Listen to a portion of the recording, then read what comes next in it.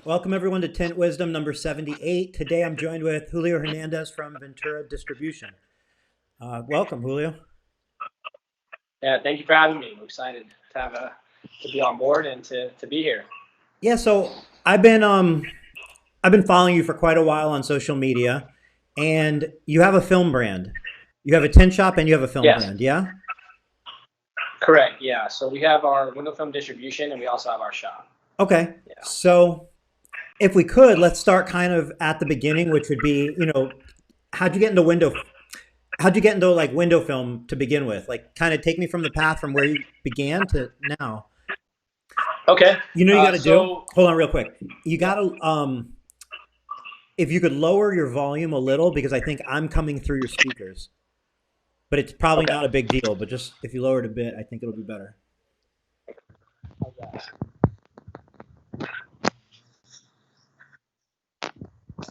How's that? Is it We'll see. better? I'm sure it'll be better, but it's only when I'm talking, so it doesn't matter. So anyway, let's start with how did you get started in the industry and take us through the process from where you began to today.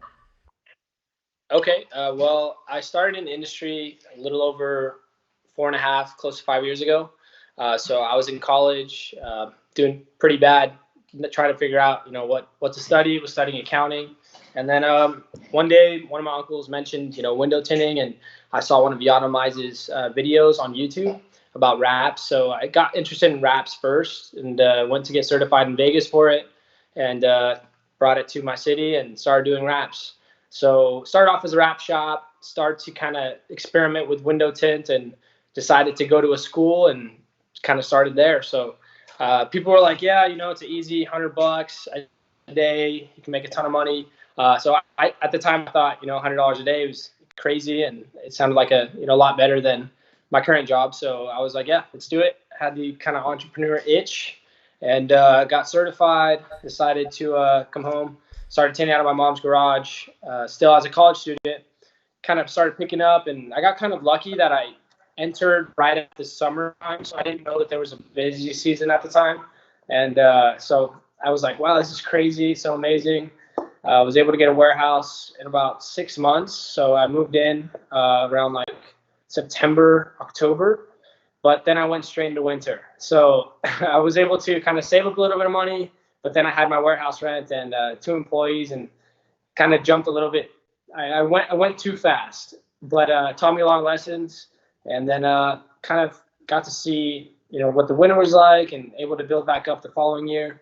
So now we've been servicing. We service about 500 to 800 vehicles a year, and we have a small crew right now. There's about four of us. We have like our front office now. We have a distribution guy. All he does, one of my partners, we just do specifically just distribute product. We have our tint school we teach, every month or every other month. So we kind of just want to be that resource for guys to learn how to start window tint. So starting a little van, and now we have our warehouse and able to scale up, as we're going. So it's kind of the backstory, and yeah, that's how we're So here. that's pretty incredible. Can how long was it from that first winter you went into when you didn't expect the slow season till now? How long is that? Like was that? That's about that's about 4 years. Yeah, so that was in uh, either 2016. Yeah, it was about 2016. So, I mean, Yeah. 4 years, and you're talking about being surprised with a slow winter all the way to distribution, window tint school, shop with a crew. Um, Yeah. is that just all hustle? Uh, I really had no other option because my mom told me if I don't go to school, I'm gonna get kicked out. So I was like, all right, well, we got to make this work. So they're both professors. They both, are huge advocates of school, and I am as well. It's just for me, I found no interest in it. I got tied up in this industry, and I had no idea that there was an industry for window tint. I just thought it was like audio guys who tinted windows, and I didn't really get to see it until I got into the window film pros, and I was like, oh wow, like there's other guys with like nice shops with LED lights, and they're working on Lambos and Teslas, and it was just a whole new world. Mm. So we were able to kind of look at other companies and kind of bring, we were in the fitness industry, so I was kind of able to bring ideas from the fitness industry and ideas from like Tesla and different companies, and be like, how do we do this, with window tint. So yeah, now we're here, and definitely a lot stronger company now, So able to pay the bills and grow our staff. what state are you in? We're in California. Okay, right. And yeah, Jamal was asking. And so you have your own window film, like you're wearing a Ventura distribution shirt on now. Yes. Tell me a little bit more about what the thought process was, and what your plan is. I guess the opportunity there for other tint companies and so on. You went from just doing tint installation to creating your own film brand. Yeah.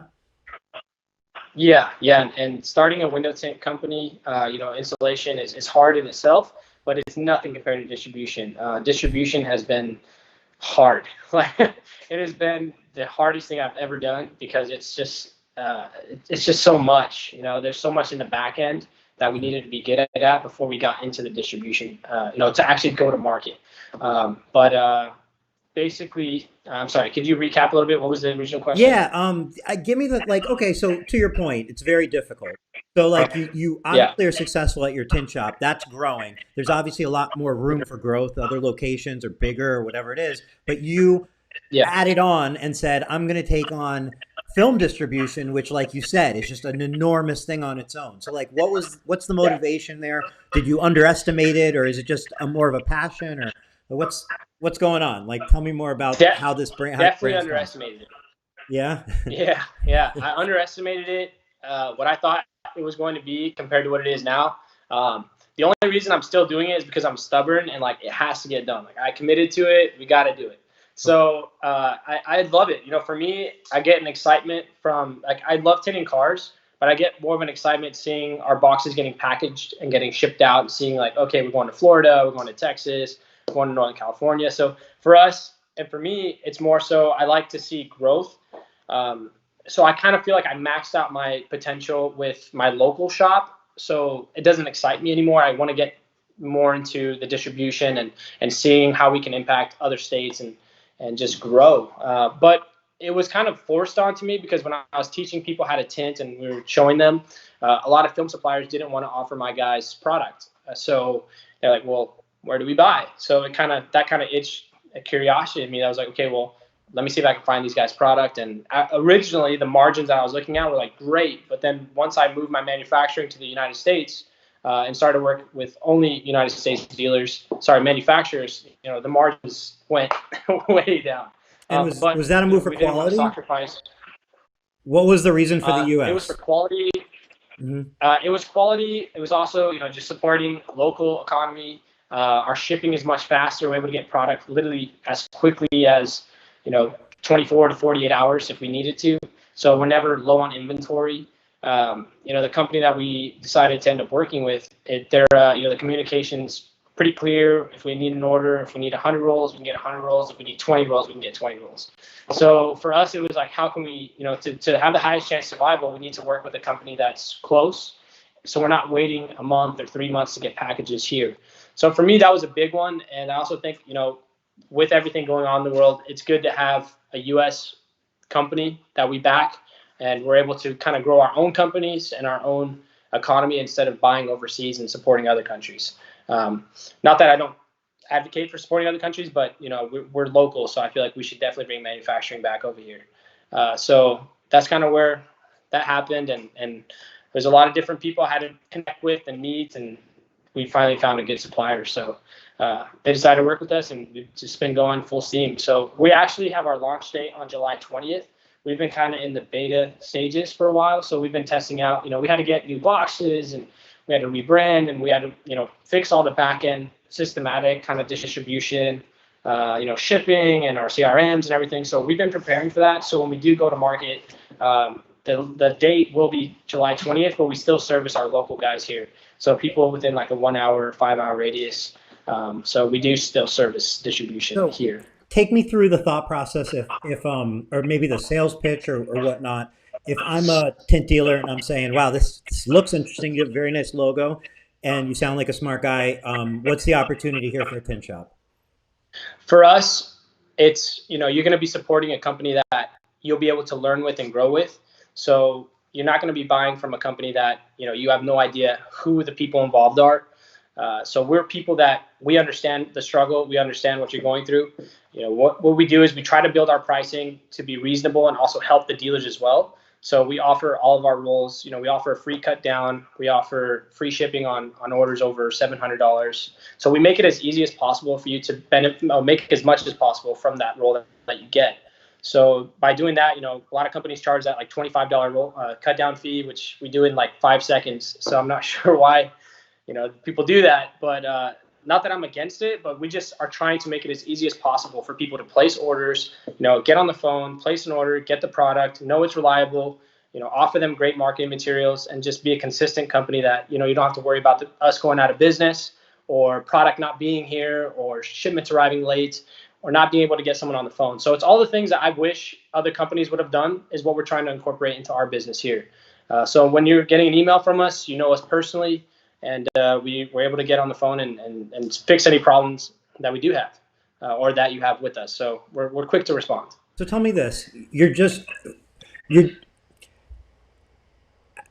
beginning, in a sense. I mean, you're about to launch. Some of the things that you mentioned, like having film available, and I guess you did address that by saying you have a very solid local supplier. I guess some of my questions are, what kind of things do you have planned or integrated that kind of solve some of the issues that you just mentioned? Because some of those issues will only come up as growing pains down the line. So yeah, to solve them ahead of time so, is wise, obviously. I don't know yeah. if you want to expand on that.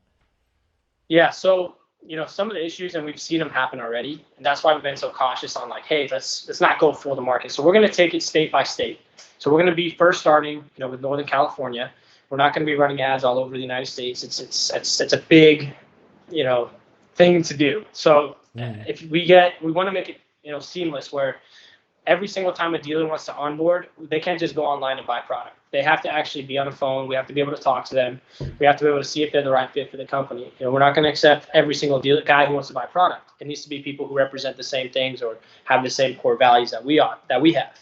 So for us, it's going to be choosing the right people in every state, offering different territories, and just growing as we can grow and not take on too much work.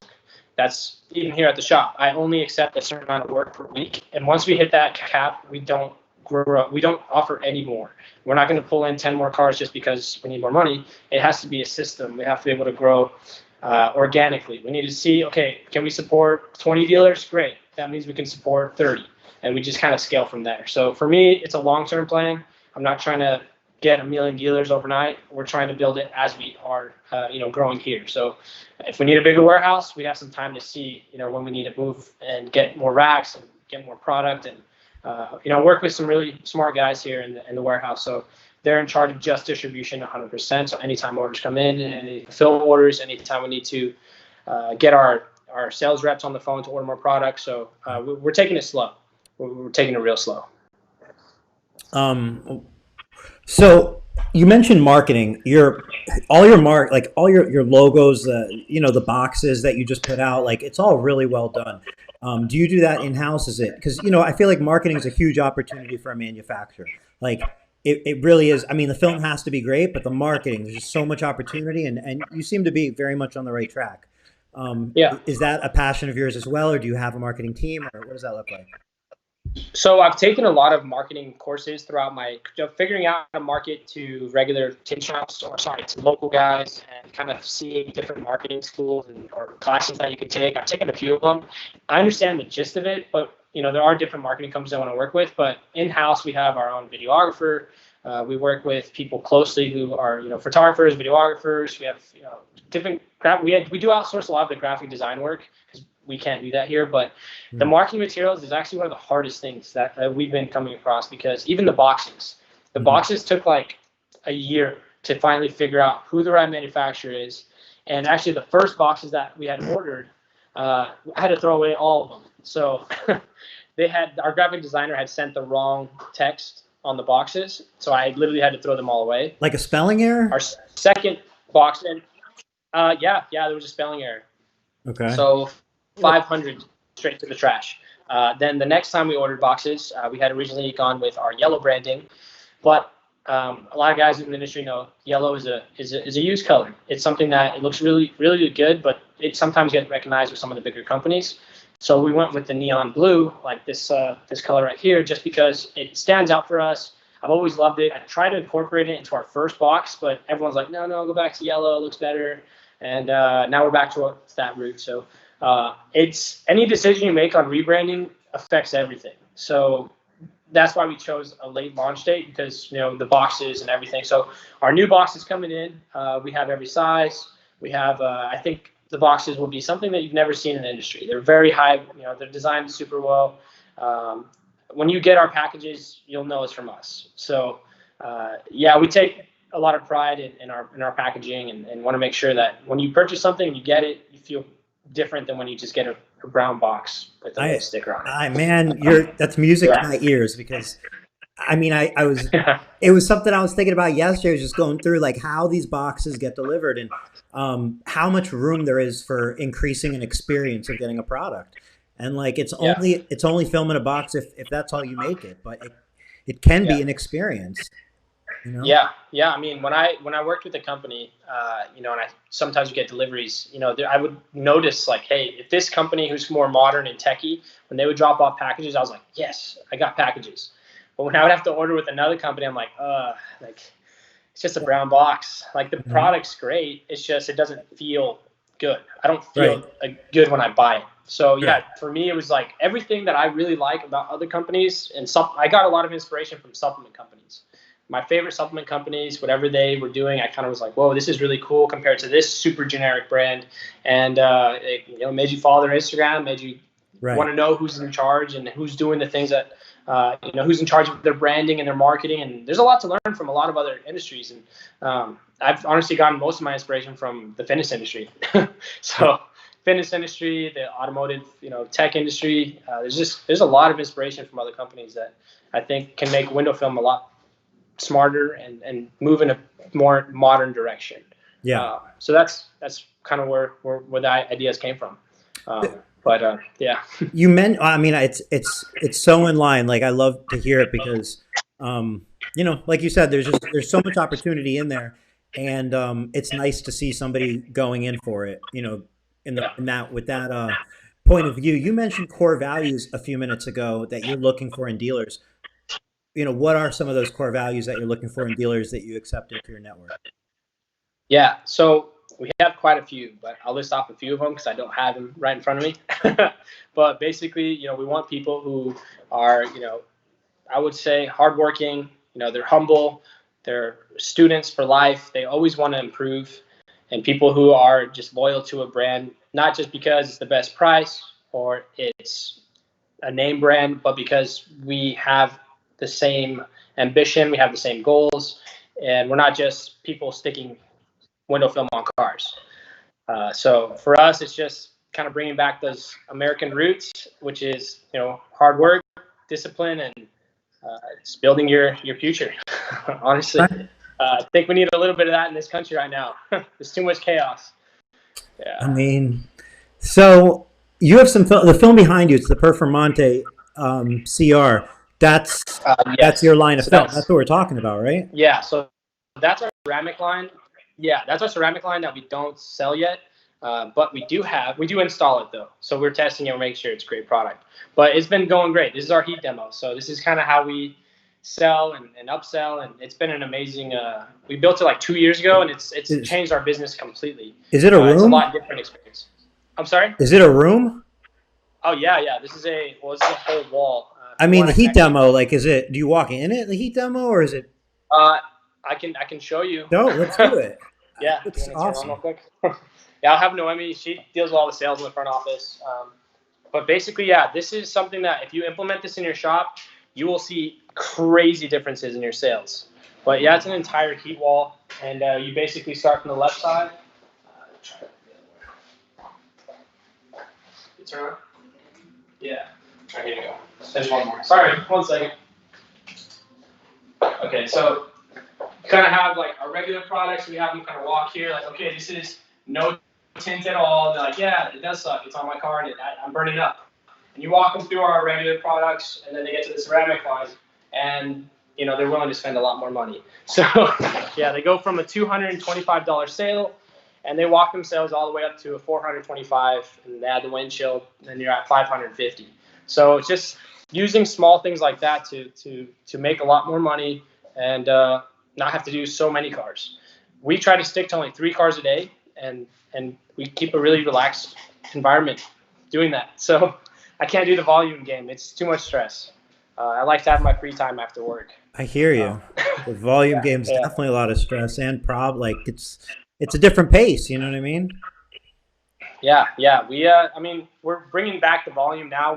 Before we were doing like 6, 7 cars a day, and it was okay. Like we could do it, but I was just exhausted, and I had to hire more guys. And honestly, I just like having a small crew when it comes to installations. It just makes everything so much easier, and our overhead's a lot less. But we still want to profit a lot more. So there's a lot of things we do like that, and just educating our customers. Like we have the 2D software up on our TV, so we show them the different options, and it makes a difference. It makes a huge difference. So you also have a window. You mentioned a window film school. Yeah. Do you do that? Is that like, is it typically people looking to get into business? Is the idea that, you'll train them and then I would imagine they'd use your film or, I don't know. Tell me more about it because tint schools are something everybody needs and, you have one. Yeah. So the reason it started is because I went to a school and it was not bad, but it was not what is actually happening nowadays. So when I actually had to go out and do a car, I got ran over by. It was just so stressful. Like I forgot that windows were electronic and rolled down. Like, what do you mean? So Tell me more. How did the school fail you? Tell me more. Like, well, the school failed me because it didn't prepare me for the actual, like, what cars are nowadays. I mean, cars are getting harder to do, in my opinion.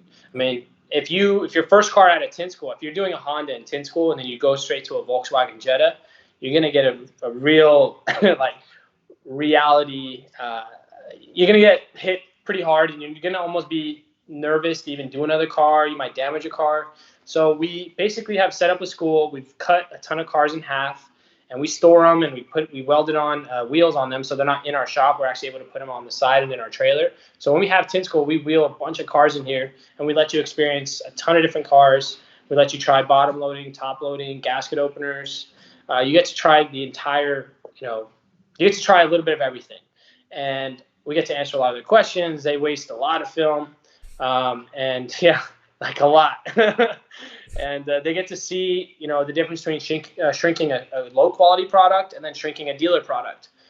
So they get to actually see a lot more. And a lot of the guys, they come in thinking it's going to be easy, and then they leave and they're exhausted. They're mentally exhausted. They're drained. And a lot of guys love it. A lot of guys don't. So a lot of guys decide it's way too hard. They don't want to pursue it. And some guys excel and they do really well for themselves. So it's really, this industry is kind of like what you make of it. If you want to make a lot of money, you can. If you want to do it one time a month, that's an option too. It's just depends on, I guess, the hustle of the individual. And sometimes it's the opportunity. Some people have kids and they don't have every day like a 17 or 18-year-old does. So my thing is, if you are really, really young and you're thinking about getting into it, even if you start at 15, 16, like you can really make a lot of money. You probably have your college paid off by the time you're 18 if you start at 15. So like it is opportunity at any age. And it just comes down to, being modern, understanding how Google and Yelp and Facebook work. And it just comes down to research. You said Yelp. You said Yelp Yeah. as if there's an opportunity there.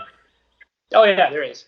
Yeah. I finally got one. 78 Yeah, episodes in. I there's got Yelp, there's somebody Google. to say they like Yelp. Yeah. It comes down to the numbers, Yelp built my business. Honestly, it's just it. Yeah. You have to use it. It's something, even if it's only $200 a month, at least put a small budget there. Right. My personal experience, I had I have like 100 reviews that are 5 stars that don't show on Yelp, but still, even though they don't show, I still get work. So if you're paying $200 a month and you get one job at $225, it makes sense. And we at least get, I don't know, maybe 4 to 5 requests a day. And we have like 4 different Yelp accounts. So we have service different cities for different projects. And we've landed some big jobs, some big jobs with the Yelp account. So I highly, highly recommend Yelp. don't always listen to what the masses are saying about it because No. yeah, they have emotional feelings when it comes to that because their reviews don't show up, but it's more than that. Right. And You the have to people, really look at it. the vocal ones are Oh, typically the sorry. Oh, ones yeah, who don't know how to use it. You know what I mean? yeah, yeah. They think all their reviews should show. It's not about the reviews. The reviews are important, but if you're a 4 or 5 star business on there, people are going to come. They're not going to read all your reviews. If they do read all your reviews, work on your reviews. But I mean, it's gonna make you money. It will, and no matter. I think it'll work in every city, all across the United States, and we've seen a lot of success with it. And when I stopped using it, I had major hits to my business. So I definitely recommend it. Yeah. So you were mentioning age earlier. How old are you? 24. So you have a million years ahead of you in the work industry. Yeah. Yeah. You Yeah. have a lot of things going, a lot of iron in the fire. What do you like when you look ahead? I don't know how far you project, but what do you see as your ultimate like? Man, you hit the lottery work wise. Like, what do you want to see come to fruition? Um, the team here, we want to have, our vision is, a massive 100,000 square foot facility with distribution and potentially getting into the manufacturing side in the future, and just kind of doing everything we can to make the most out of the industry and just see where it goes. I've always loved looking at huge warehouses being built because that's my goal. I want to see a massive warehouse with our logo on the front of it and just build jobs in the community and do something good for once. There's a lot you can do in business, and once you see the opportunities out there, it's not easy, but I mean, there's nothing else to really do besides work. So might as well work to make a lot of money, um, and build businesses and build careers. So yeah, we want to see our distribution, domestic. First start in California, get all the way to New York, go north and move into Canada, move into Mexico, and see where we can go from there. Do you plan to keep But your business in California for the most part? I, I, I do. I'm Mexican, so I have like 1,000 family members here in Lodi, in Stockton. So I can't really leave. So like I like it here. We're in a different part of California. A lot of people think California and they think like San Francisco or traffic and Bay Area. Our population here is only 70,000. So we're in wine county. So everything around us is vineyards. So it's really peaceful here. There's no traffic. Everyone here is really nice. They wear cowboy boots and Just about the state taxes. It's not about the people. It's, yeah, it's just yeah, about like yeah. employment Well, I laws and hate state working. taxes. That's it, basically. Oh yeah. I mean, To build like a how I see big that business in is, California, it's yeah, extra challenging. it is challenging, but I like, Brad Campbell one time, I think in one of his videos mentioned it. He's like, well, all you can do is just make more money. So it's one of those where I've been to other states. I like Texas. I think Texas is amazing, but for me, I like to see my friends, and you only need so much money. Once Yep. you have, I don't think anyone has. Once you have enough money, there's not much else you can do. So for me, it's building something here in our roots where we're from, and building something good and here besides like Houston or even like LA or anywhere crazy. It's nice to be able to say, hey, we built it in our hometown. Sure. So yeah, that's where I'm at with that. Yeah, I really like that Brad Campbell quote that you mentioned. yeah, yeah. Just need to make I more don't money. quote me on it because I don't know if it's exact, but I remember I laughed at it because like, yeah, that's a good option too. Just make more money. He That's seems all to you be can do. he seems to be taking his own advice based on his YouTube Yeah, channel. So I'm yeah, he's very doing happy really for him. good. Yeah. Yeah, Well, yeah. Can't change California. That's how it is. Yeah, I love it. yeah, It could be cheaper somewhere else, but you have to yeah, love that place just as much or more to make it worth it. yeah, It's not about cheaper or not. yeah. Yeah, I mean, you can buy huge properties out here for you can buy $500,000 house and it's good lot of land, but 1 hour and a half you go to San Francisco, 500,000 buys you like a little studio. So it's Right. really huge. Like I mean, like over here, the Valley compared to the Bay Area, it's two completely different worlds. Sure. So yeah, I feel bad for the guys in the Bay. It's not easy. No. They have a whole different life. Yeah. Yeah, But any of the major yeah, cities. Major cities are the like you said, hotspots in California. Like they're super expensive. Everywhere else is just like normal living for the most part. yeah. You know. Oh yeah, yeah. I love it here. I used to want to go and live in a bigger city, but I don't know. I guess I'm getting boring, but I like it here. You're 24. Yeah, You're getting old. yeah, Uh, yeah. I'm starting to have back pain, man. oh Yeah, man. um, tell me about it. I'm 36. So enjoy your yeah. 24s because your 36 comes soon. And I'm sure people are saying I'm young, but before I know it, I'll be saying, it's you know how it goes. I'm sure. Yeah, yeah. Um, well, 36 so is good. 36 isn't bad. Um, Yeah, but time's limited, and it's one of the things that I try to yeah, like push on here. It's something that I think about throughout the day is like, you have to value every day, every hour, value what you're doing, evaluate it so that you can revise it and yeah, make it better. Because, if you revise, if tomorrow is a revision of today, you're going to get better that much faster than if you just go along, think about it once a year. yeah, yeah. January 1st. Yeah, everyone wants to do everything in the beginning of the year, but yeah, days seem as I'm getting a little bit older, days go by so fast. It's like I feel like I just woke up and it's like 9 o'clock at night. It's like the days just go super quick, and it feels like there's not enough time anymore. I mean, Where yeah. yeah, Yeah. yeah, And the days, yeah, not only do they go by fast, but they're like limited pretty much. I mean, you assume they yeah, are. And like when you say January 1st, I mean, for the most part, we're all going to have another 20 to 40 more January 1sts in our work yeah, career. Hopefully, a lot more than that in our life. But in our work career, yeah, that's not that yeah. many like chances to revise. Yeah, yeah, and adding on to that, we also one big thing here we kind of want to bring to the industry too is to really push health and fitness too, because our industry needs it. We got a lot of guys who don't they Sure. don't they don't take care of their health, and that was me for like the first 2 years, and I gained like 50 pounds. It was terrible. It was I could see what the stress it gets to you. Hmm. So you got to really take time for yourself too. A lot of tinners don't. They don't. Yeah. And I think it's good to get a membership at a gym. Go to a cycling class. Get in shape because it'll help your business. It'll help you think a lot more clear. And being out of shape is just not good for business in general. You're not going to be clear. You're not going to feel good. You're not going to Yeah. have the same energy with clientele. So yeah, that's a big one. That was a That's a huge one for huge us. one. It's wise words from a 24-year-old. I mean, because typically it's just one of those Yeah, things you don't know until you screw it up yourself. But you obviously said like you kind of went through it yourself already. yeah, But like I feel like a lot of yeah, people like you find out when you've done the damage to your body. So sometimes it's your 30s or 40s, and that's when you look back and you're like things don't feel the same. But now it's too late. It's different that yeah, if you maintain your body and you maintain your health. hmm So it's I think yeah. the best advice you could possibly give. Yeah, yeah. This is definitely a different advice for tinners on Yeah. here. Yeah, Mental like stability or capacity, same thing. Like your fuse when you sleep well and you exercise and you eat, like your fuse or your temper, you think you're hot headed, you might be tired as fuck. Like you just might be like yeah, exhausted. So like exactly. if you're kind of off balance, it's not your personality, it's Yeah, just like where you're at. yeah, yeah.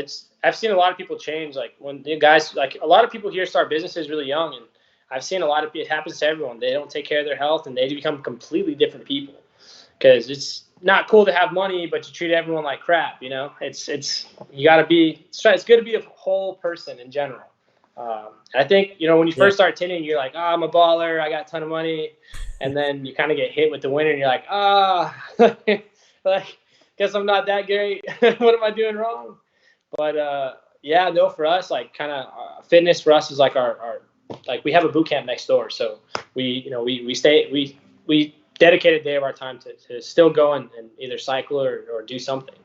So I think that will help people a lot in business. Take your health super serious. I can only imagine that like you guys have a solid team. Like if you're working out together, you all kind of have that same mindset. It makes for like a much smoother work environment, I Yeah, imagine, right? Like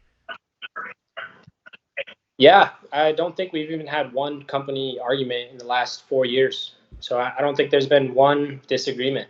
I mean, there's been awkward moments, but nothing like never had anyone argue. I think if we ever hired the wrong person, they were out pretty quick. And we want to build a culture that you want to come to work. It's not like, oh, I hate my boss, or oh, I hate my partners and my friend. Like I want to. You should feel good about going to work and accomplishing something that day. Right. And then everyone working together to accomplish the same goal. It's just a lot. It's just a lot stronger, and there's a lot more you can do than just one guy trying to take on the whole world. You need a team. You need people who understand the vision and are willing to, sacrifice too. Sometimes we take lunches that we're supposed to take lunch, and it's like 5 minutes in, and we have customers, we have phone calls, and they're the priority. So it's we try to stay away from that super corporate mentality and try to hire people who understand those same beliefs. For the most part, we're doing good. Yeah, I think. It's easy when you're small, but I imagine as you get bigger, it's harder. Well, you're building a core base, and I think like for a lot, like that's a huge part of the battle is like the first group of people, because as you add a fourth or a fifth or a sixth, for the most part, people fall in line with the culture, and they're either not going to work out or they're going to be a great fit. I think the hardest part is getting that number 2 in there, number 3 in there, and to work as a team. Is that something that you feel like was your strength? Like you made that happen, or like how did you nurture such like a good culture? What advice do you have for people who like seem to only get, I don't know, because like, okay, part of it is you have to be able to communicate with your staff. Like you mentioned, everybody has to be on the same page as far as a goal. That has to actually be communicated, or else it'll just live in your head and you'll wonder why nobody else is doing it. So like, how do you go about it? Like, do you guys have meetings, or I think you have to practice. Go ahead. So originally, like people are always like, man, you got so lucky with your installers, and people like they're loyal to you. And it's like, well, if you just practice what you preach and you're just a good person, you tend to attract high quality people. So if you are cheap with your employees and you screw people over, and people can feel that energy off of you, you're going to attract that. So for us, it's like, a lot of people complain about, oh, I can't find high quality tinters. It's like, well, reflect on yourself. Like, why do you think they don't want to work for you? Like this. Yeah. And I've been in a shop and I've seen, these guys 7 days a week. These guys are all out of shape. They're all unhealthy. These guys are literally, they look terrible. The company culture, they don't talk to each other. And for me, once I saw that in an audio shop, I was like, yeah, never again. I'm going to make sure wherever I put my roots down, we're going to actually build a company that we're excited to go to work and do something. So for me, it's like practice what you preach. Just, I don't know, maybe read a book about being a better person. It's just fix yourself. Is that what you do? Are you like a big book? Like, do you read a lot of books or?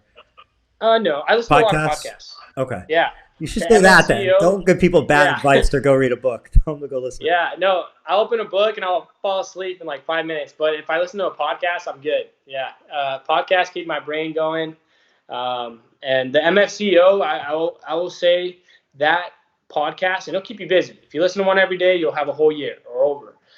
Their core values and learning what has worked for them in their industry really works in our industry as well.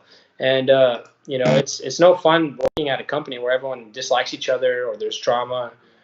So having like when we did our application for the front office person, we had like 200 applications, and it was just a lot to cut through everyone. And it's pretty quick to see that, like, if someone's gonna fit your culture or not. You know what I mean? So it's you can read it off of them in the first interview. 200 applications. Where did you post the job, first of all? I think it was Indeed. Probably. Right? Was it Indeed, Luis? Yeah.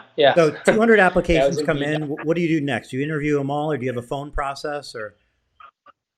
Can I introduce Luis on here? Yeah, let's hear it. He was the one who went through the first layer of them. Come on. How did you do it? Because I think a lot of people would want to know how you get through. You get overwhelmed, and he was the first layer. So yeah. Yeah, go ahead. How's it going? What's up, Luis?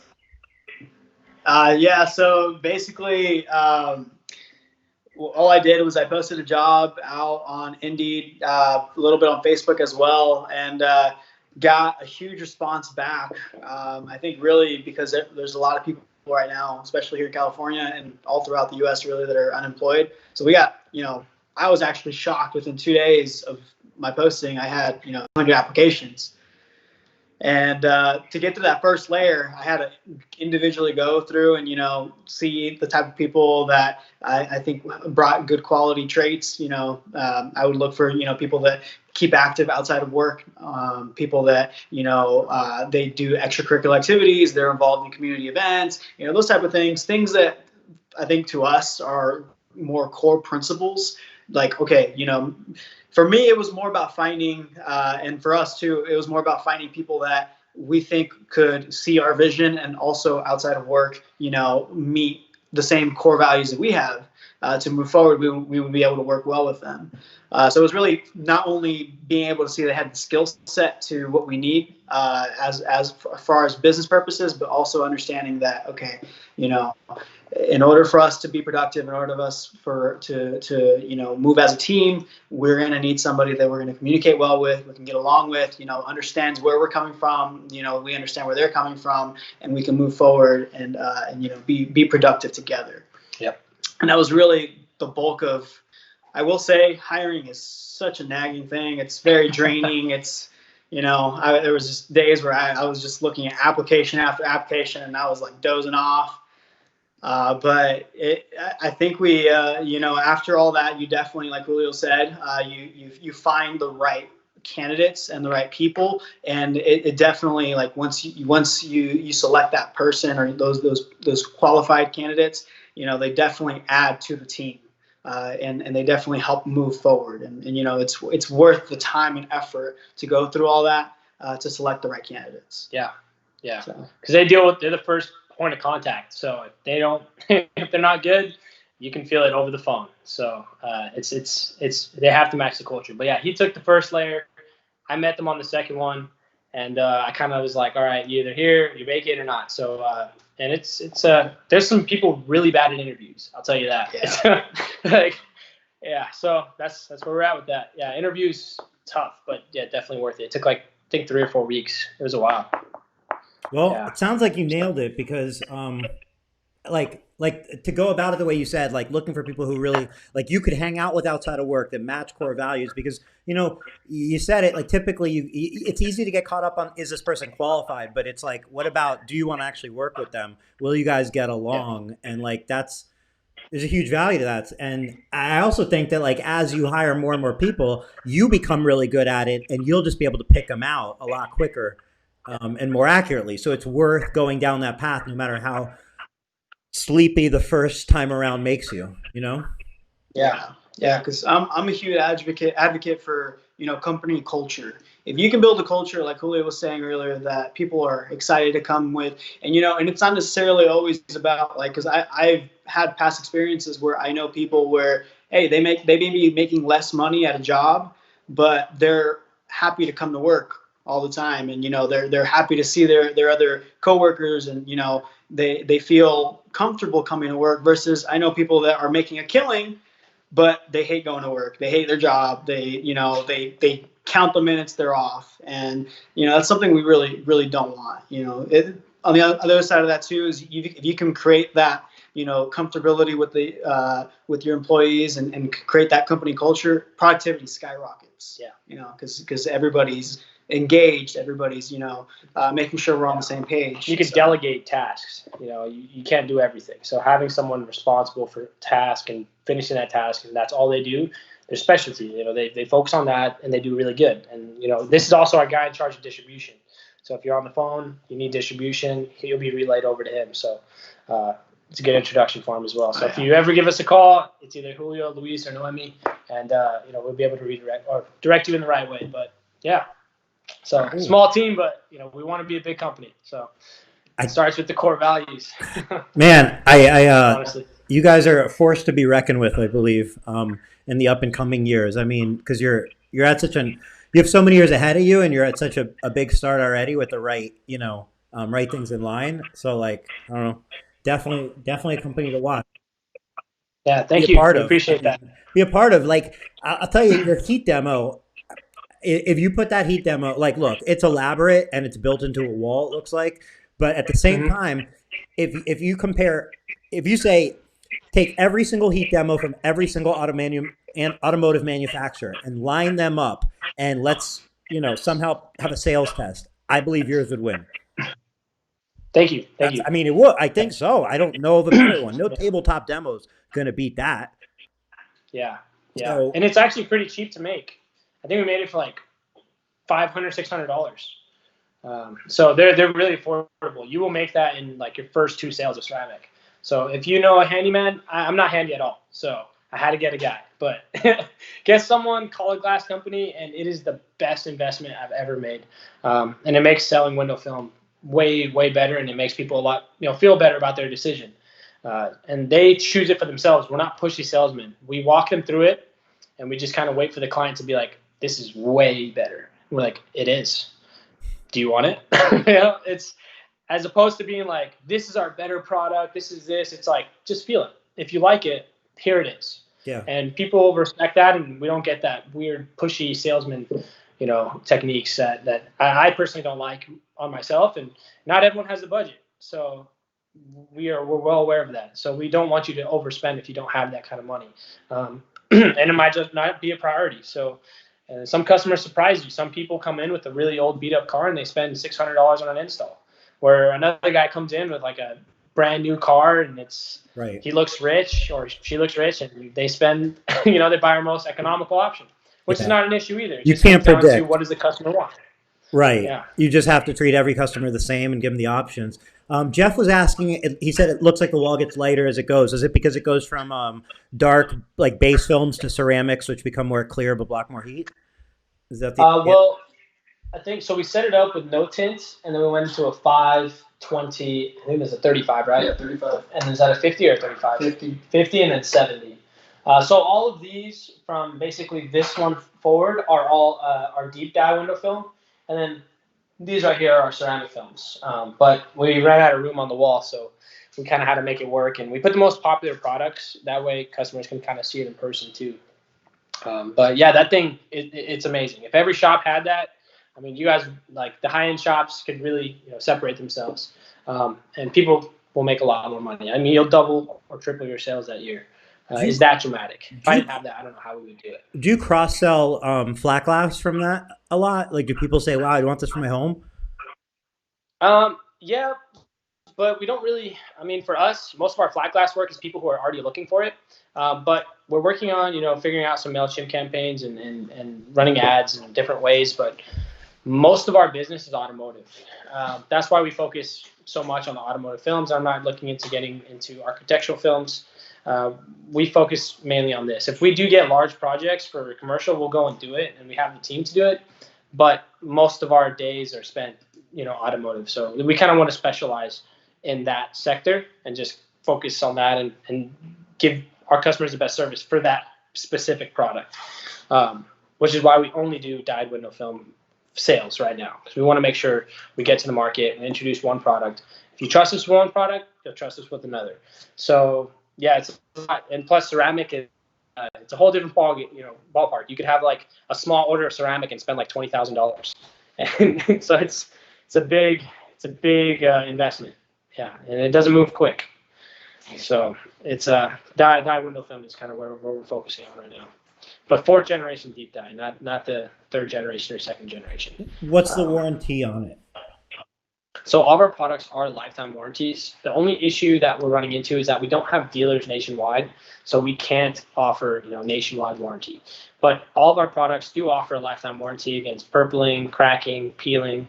The product that we decided to work with has already been in the market for a long time, so it's not like we manufactured a new product. We're big believers in just offering better service, faster shipping, and making sure that it's something that we trust our customers or trust in our shop to use for our customers, and it's the easiest to shrink.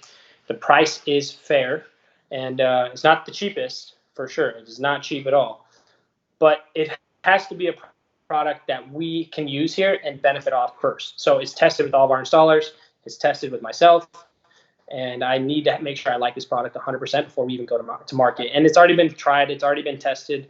There are other products that we can make way better margins on, but the issue is it's not the product that we use here. So why would we sell it to someone else? So for us, that's kind of the decision that we made, and the margins did go way down, but we're okay with it because, I mean, you've seen in the window film industry, it's people know, if you get a piece of film and you install it you shrink it, you're going to know if it's a high quality film or low quality film. Mm-hmm. Just by looking at it and just by Sure. feeling it in your finger. So we've gotten samples and we're like, oh, this is super thin. It's way too, it's too fragile. And you try to install it, it curls. So we had to try a whole variety of products. And finally we found a product that we're like, wow, I think we have one. Well, I think this is the one. So we tested it, we liked it, and we're pushing that product to everyone. And I mean, I feel like in the window film industry as a manufacturer, you get one shot with a dealer for the most part. Like if a dealer tries a film, they don't like it, yes, you're probably not getting another shot with them in their lifetime. Maybe something significant changes, but probably not. So it's like important that you're focused on quality. Yeah, because we're talking about an industry where people do this every day. They know what they're working with. You can't give them something and expect to trick them. They're gonna know. So yeah, I mean, you have to go into this with like basically as open as possible. Like, this is the product that we like. This is what we're offering, and we want to make sure that anyone who's affiliated and or uses the product can say the same thing. And the dealers who use our products right now, they will definitely say the exact same thing.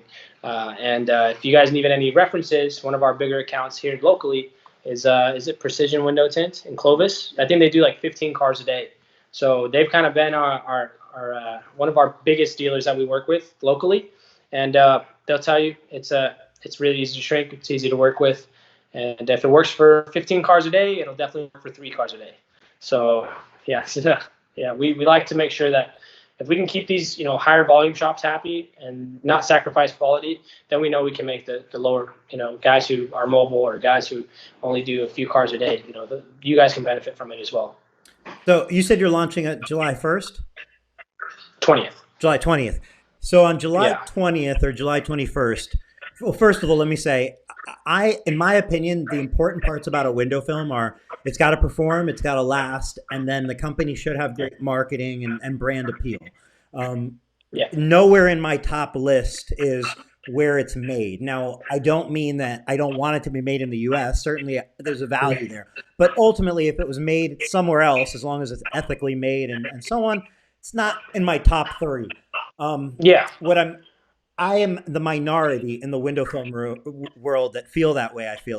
And one of the most common questions is who makes your film? So on July 20th, when you launch the film and the post goes up on Facebook, so, you're going to get the who makes your film. How do you handle that? Yeah, we've gotten it already. Okay. So what's the answer? Or what's the pre-written, or like, what is the statement? I don't need to know where it's made. Just how do you handle that? Yeah. So the way that I've been able to handle that, in some scenarios, I have just, I just let people know it's manufactured in the USA. For me, how I see it is that I spent years trying to find this manufacturer and find someone to connect with and be able to purchase product. So it doesn't seem fair to just give that, information out. It's like, hey, if you want to find out, got to go find out. Go out and Google it. Go out and learn.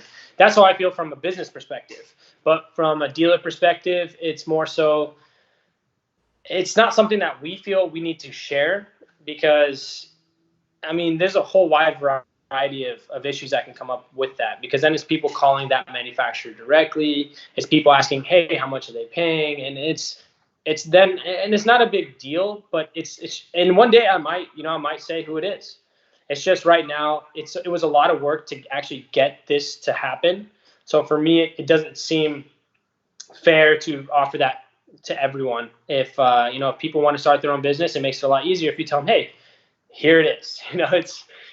Sure. I think people, if they want to get into this, they got to go and do the legwork and figure out the manufacturer for themselves. Well, but I don't think any company should have to release where their product's manufactured. And it's just, that's for me, that's just how I feel about it. Now, other people might have different opinions, but it's just not something that we feel like we have to share in order to be a completely transparent company. You definitely don't. You definitely don't need to share it. And I think I think mainly that question comes from dealers that are trying to maybe try to judge what they think is quality. Whether they say, hey, is the film going to go bad? Who makes it? It's not that they're looking to go into business for themselves selling film. It's just maybe like a peace of mind. Now, I think if you're a company and you want to disclose it, you disclose it. If you don't, it totally makes sense also why not to. Your challenge is earning their trust, and there's a million other ways you can do that than telling them where your products like literally made. So, Yeah. you know, Yeah, I always found it kind of the argument about it. I don't really speak a lot in the groups, but I do read. So for me, I see the arguments and I see everything. And I'm just like, well, for example, I've used Expel for a long time. I never asked my sales rep where it was made. I love the product. I thought it did amazing right. things. You trusted it already, and that was it. That was it. Yeah. Yeah. But people who worry so much about that, I think I mean, I understand. Like, it makes sense why people want to ask. But I guess it comes down to, hey, you know what? That's our core values are we wouldn't, offer you a product that we don't believe in ourselves. So it's really building the trust with the customer. And, a lot of times window film groups can sometimes have opinions that are not necessarily 100% true. They say things that maybe was their personal experience, but it's not everyone's personal experience. I mean, there's people who say 3M's terrible, but there's guys who make millions a year with 3M. There's guys who say Expel is horrible and they're a terrible company, but I've used all of their products. I've never had an issue.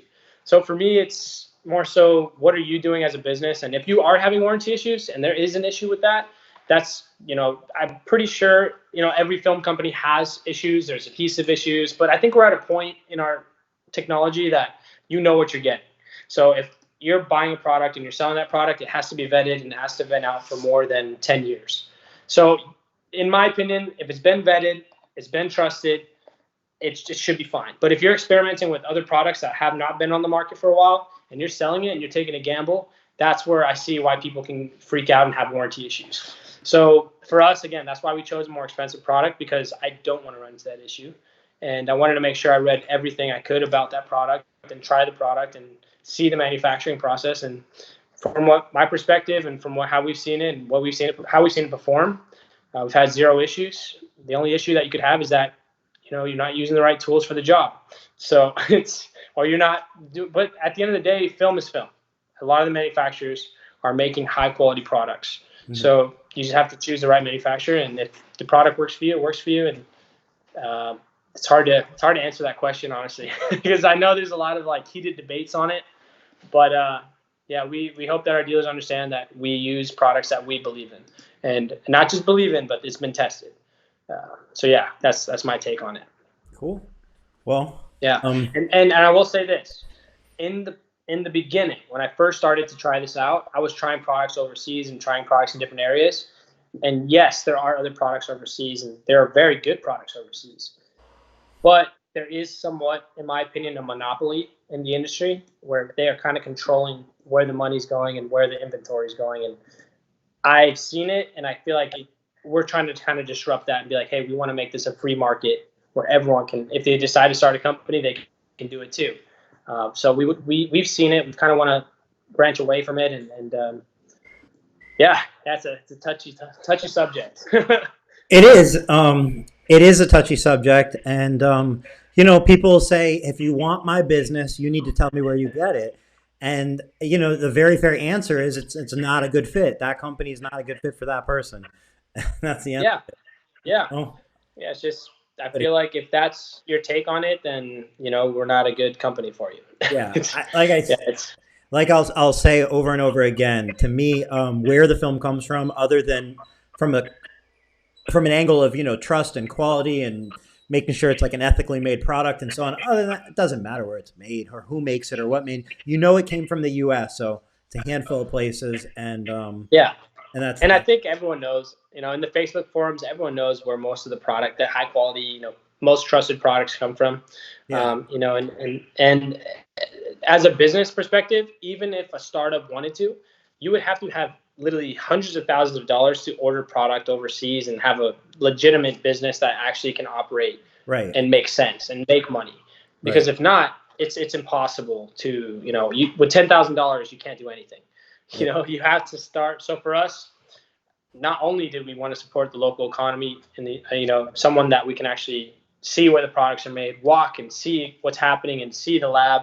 We want to make sure that it's also, if we order product overseas, we want to know where it's at. One time we worked with a company and I had no idea where the product was at for like a whole month. And I can't get anyone on the phone. I can't, I can't track it. If there's an issue with the order, I can't replace it. With our manufacturer, if there's ever even a small issue, we can return that roll and get a new roll next day.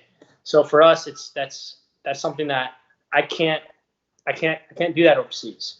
So that was a big selling point for me, was how can we move and how quick can our decisions be, and not have to time out 3 months of our year and try to project what's coming in and what products are or what products are going to be needed and how much we're going to need, because it's really hard to sustain a business, especially a startup, when you're doing that. So yeah, and we're self-funded. We don't take any loans. We haven't taken any loans to build this business, so we have to grow as we can. We there's no trust fund money. It's our personal money that we are investing. So yeah, That's cool, man. Well, July 20th, venturadistribution.com, and it's opening up to California at first. And if you're in another state, I imagine still try to get on a waiting list. Yeah. Yeah, well, you can book a phone call with us. That's typically how we do it. The website will be live. The fully edited new website will be live before then. But people can book phone calls right now. You can get on the phone with us. We can see if you're the right fit, and we could sell you product, but we're not running ads and going into the market until July 20th. So you will, if you purchase product from us right now, it's coming in a yellow box. By the time that it arrives, our old business was named RP Films, but with the rebrand, we want to go consistent with this product, with this logo, with this brand.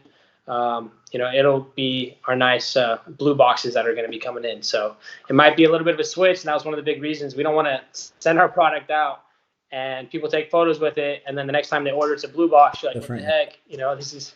This is weird. So yeah, we definitely are holding off a little bit. Nice. Yeah, for us, it's a smarter decision. Is your new website going to be on Shopify? Your current one is, right? Yeah. So we have it on Shopify, but we use a CRM that we can connect to it. So yeah, Shopify has been really good for us. It's been simple, easy to use, and it has a lot of apps that we use to integrate everything. And for us, it's been the best. I tried WordPress and stuff, but it seemed to be too complicated. Yeah, it sucks for e-commerce, easy, for sure. It's been good. So does that mean dealers will be able to place their orders online as well? So we have a dealer portal right now, and you could place orders online, but we are working heavily on our call center. So whenever you call, you can get on the phone with 3 different people and be able to order quickly, efficiently, and be on the phone for the least amount of time as possible. We want to be able to have a way where you can email us and place an order on your computer or on your phone. We want to start to work into providing an application. So there's a lot of things that we want to integrate, but for us, it's how quickly can I order product if I'm a consumer? Because I hate being on hold. I hate being on the phone. And there's also people who don't like being on the phone ordering product. They want to talk to someone on the phone. So we understand that as well. So we want to cater to both audiences. And I think that's part of every day we're working at. How do we perfect our call center? How do we make orders online seamless? How do we make our shipping department faster? The better and more efficient our machine is, the better customer experience will be. But if you have one thing not figured out in the puzzle, everything else doesn't work. So it's a system. It has to work. Yeah. Cool. Well, I really look forward to seeing the new website and the launch of the film, and I hope you'll come back and we can do this again in a month or so once the film's out there. Yeah, I can't wait. Yeah, thank you so much for having us on here. Cool, man. Thank you, Julio. I appreciate you doing this, and like I said, I feel like you're just at the very, very, very beginning. So like I'm along to watch this ride, and I think it's gonna be big. Yeah, check out our YouTube channel if you get a chance. It's Ventura, I believe. Yeah, Ventura. Okay. So we're on there, and we're going to be incorporating like shop vlogs, and we have a couple of, I'm not huge on the tutorials. I did a few of them, but honestly, they bore me. We're more into, we want you guys to see what we do on a daily basis and how we're growing our business. So it's a different look into the window film industry, and we want to show you guys a little bit deeper, what we do on a daily basis to get to know us. The window film besides just the window film world needs a vlog, like a consistent vlog inside a shop. And you mentioned Yanamize was your inspiration to get into wraps. So I mean, is that kind of like what you're imagining as far as like window film? And no, I like Yanamize, but that was more like you remember Pimp My Ride? Like it was more like exciting, it was flashy. cool to watch. Yeah, I'm more on the fitness industry side where I want to see my favorite guy. You guys should go check him out. His name's Christian Guzman. I've been following him since I was like 17 years old, Uh-huh. and he went from building a tiny little gym and it was like 1,000 square feet to a massive distribution center with crazy, like he's just grown so much, and it's really cool to see how much can happen in 6 or 7 years. So that's what we're trying to do in our industry and show you guys what we can do and how you got. It also causes motivation. It gives people who are 18 years old and don't know what to do with their lives. It gives them someone to look at and be like, well, if he can do it, I can do it too. Right. And it's sometimes around you, everyone's telling you can't do something, and sometimes it just takes you to watch a YouTube video and get inspiration from someone you don't even know. So that's how it works for me. It was there's no one business minded in my family really, so I had to look into other ways to find motivation and other insight, because sometimes it's not taught. You have to go out and learn it from other people. So yeah, definitely check out that guy's channel. That's what we're kind of going more towards, where I want to show you guys our current warehouse. And I wish I would have done it when I was younger, but for us, it's like, I want to show you guys the personalities here. You're still younger. Here. Yeah. But when I was young. I hear you. Cody Becker asked in the comments, what do consumers get from buying loyally from you? Territory, free shirts, schooling, anything like that? Do you have some key things in mind as a dealer? What kind of? Yeah. So yeah, for sure we will be doing territories. So we won't be selling to, for example, we won't be selling to the guy next door to you. We want to give, based on the size of the city, we will give you territory rights over 25 miles or 10 miles or 15 miles, depending on how big the city is. So we haven't figured that completely out yet, but right now we have had no issues with territories, but it has to be someone that signs with us, and we don't care if you use other products. It doesn't matter. We want it to be one of your products. If you decide to use us for all of your products, great. But it's a choice that you have, and we understand that. I've had a sales rep come in my shop and literally bitch me out because I had another company's logo on my wall. And I was just like, why? Why are you so mad? It's a choice. I'm the one buying from you. You should be treating us like, someone that you should be treating us like a consumer, not like you deserved our business, or, right. You got to earn the customer's business. You can't just come in with an attitude and be like, yeah, you buy from me and you have to buy $5,000 a month or you're not going to have a contract with us. So I always thought that was really, really crappy. So for us, it's, hey, if you're a guy who only buys one box a month, stay loyal to us and we'll help you, whatever you need help with, as long as you're working to build up your business. I've been there. I've been in my mom's garage where, it's not fun. You're working in dark lit rooms and or you're working outside. I've been there. So I want to help those guys too. Like, hey, if we can help you build your future and help you get more sales and help you build a heat wall and figure out how we can assist you in this development and hopefully meet you one day and you can tell us, hey, I bought my brand new car, I bought my brand new house because of the stuff that I learned from you guys. I think that would be really cool and fulfilling, and you guys can see how we're doing it too. So it's we want to practice what we preach. Love it. That's awesome, man. Yeah. Well, yeah. Thanks again. I look forward to this launch, and let's do this again really soon. Yeah, sounds good, man. Thank you. Thanks everybody for Take watching, care. and see you on Tuesday. Have a great weekend, everyone. Bye.